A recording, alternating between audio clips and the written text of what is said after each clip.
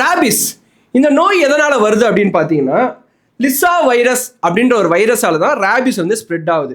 மோஸ்டா WHO என்ன சொல்றாங்கன்னா 99% ராபிஸ் ஸ்ப்ரெட் ஆகுதுக்கான முக்கியமான ரீசன் என்னன்னா நாய்க்கடி தான், டாக் பைட் தான். ஸோ அதை தவிர்த்து என்னென்ன மோடு ஸ்ப்ரெட் ஆகும் அப்படின்னு பார்த்தீங்கன்னா லைக் வைல்ட் அனிமல்ஸ் எடுத்துட்டோம்னா வௌவாலு, நரி, ஓநாய்கள், அணில் கரடி, இந்த மாதிரி நிறைய அனிமல்ஸ் கிட்ட இருந்து ஸ்ப்ரெட் ஆகும். இதுக்கு சான்ஸ் ஏன் அப்படின்னு பார்த்தீங்கன்னா காட்டுல வந்து பலதரப்பட்ட மிருகங்கள் இருக்கும். ஒரு மிருகங்கள் இன்னொரு மிருகங்களுக்கு கூட வந்து கடிச்சு இல்லை வந்து பிடிச்சி தின்னும்போது அதுங்க கிட்ட இருந்து வைரஸ் வந்து சலைவால இல்லை வந்து பல்லில் வந்து ஸ்ப்ரெட் ஆகும். ஸோ வைல்ட் அனிமல்ஸ்ல ரொம்ப காமனாக இருக்கும்.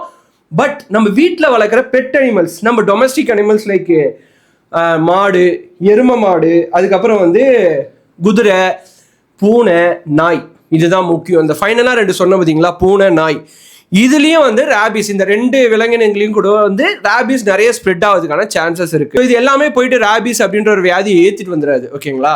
எல்லாமே ஏதோ ஒரு மோட்ல டிரான்ஸ்மிட் ஆனால் மட்டும்தான் ராபிஸ் அந்த நாய்க்குமே வரும்.